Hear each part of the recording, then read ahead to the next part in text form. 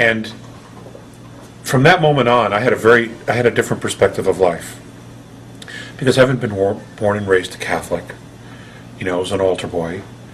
Here, what they teach you is that you're given this one life to get it right, and if you don't get it right and you make a mistake, even though He's a loving and forgiving God, He's going to throw you into a fiery abyss for the rest of eternity. That's insanity. It's insanity. I mean, why would anybody believe that? Number one, okay? Number two, obviously that's not a loving and forgiving God. Okay, so it's, in my mind, being a kid, it was a lie. I just knew it was a lie. And reincarnation is not new. Many of the different cultures have talked about it. And in order to mature the soul, you would need more than one lifetime. What do we live on average on this earth? Most people, 45, 50 years for the average. In the United States, it's 72, I think, 73. But outside the country, it's a lot less. And that's it? That's your window? Please. So, everybody has their own perspective on it, and absolutely everyone is entitled to their own perspective on it. I know that reincarnation is a fact, and I'm encouraged by the fact that it is a fact, that we get multiple lifetimes to figure things out, to learn it all, to learn specific lessons. Now, what does that look like when creating a family to come into? I don't have those answers, Rick. I don't. I did ask the question once, where do souls go when they die? And I was told that if there was a physical place, it would be near the Van Allen belt, where that is. That's what the ASA told me, but that's all the information they ever gave me about it. So, and that's all I know. Now, in regard to human evolution, you've said that we must make the conscious decision not to spread hate. Why is this so important? Well, what's hate? It's a lack of love. It's a lack of love. And a lack of love is destructive. It disintegrates things.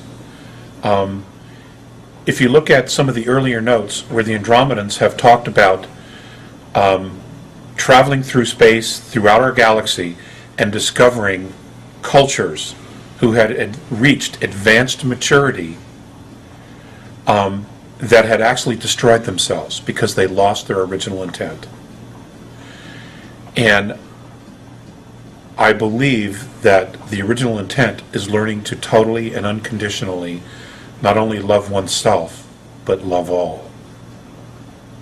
When you lose focus of that, things just begin to disintegrate perpetually, because you continue to justify creating a space of fear. And do love and fear exist in the same space? No, they don't. They're actually polarities, opposite polarities. So, many of the advanced extraterrestrial races have figured that out. And so, even if there was an opposing ET regressive race, they would do their best not to hate them.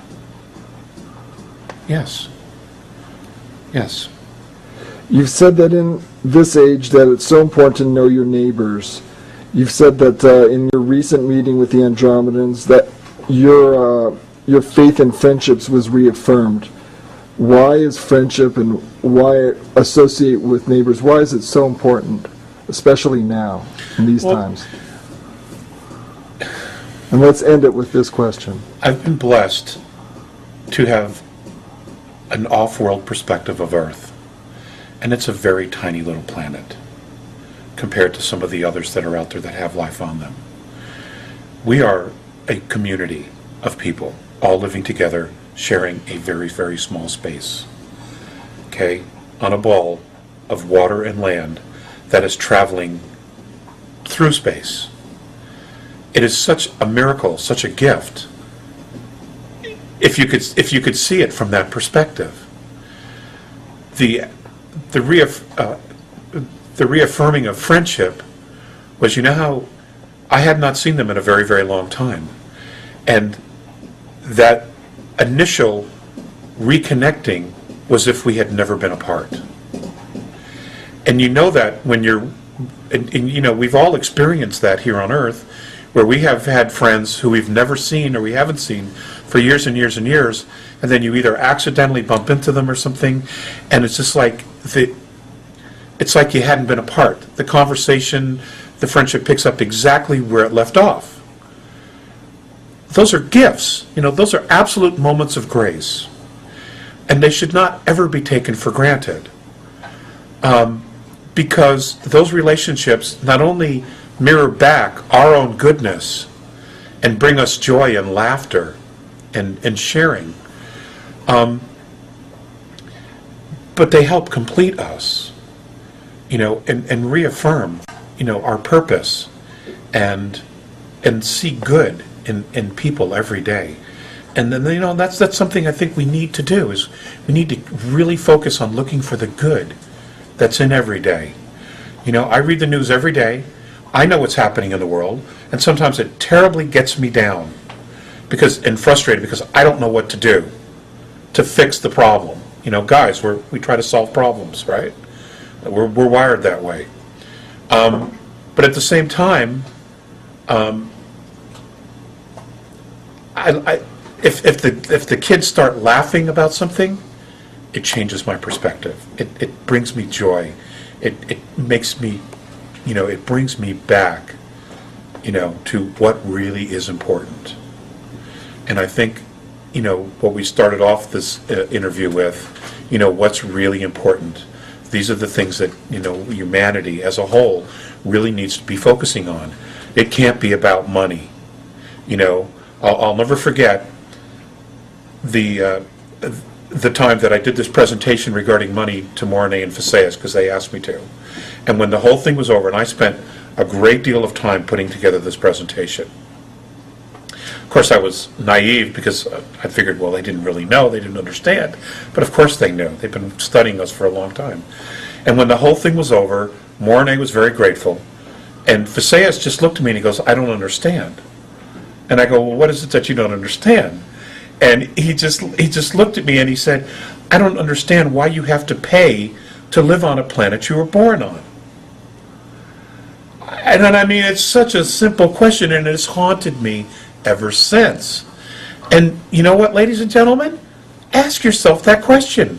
Why do we have to pay to live on a planet we were born on? And who are we actually paying for the privilege of being alive here?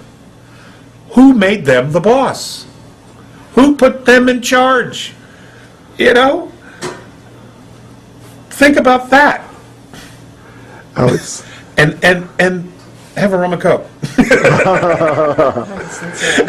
Kidding, I'm kidding. Thanks so much for spending the time with me today, and with all the people that are going to get to be able to see this.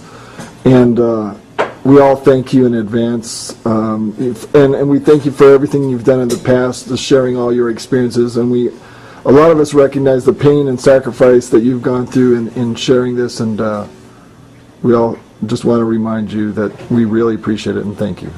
Peace out.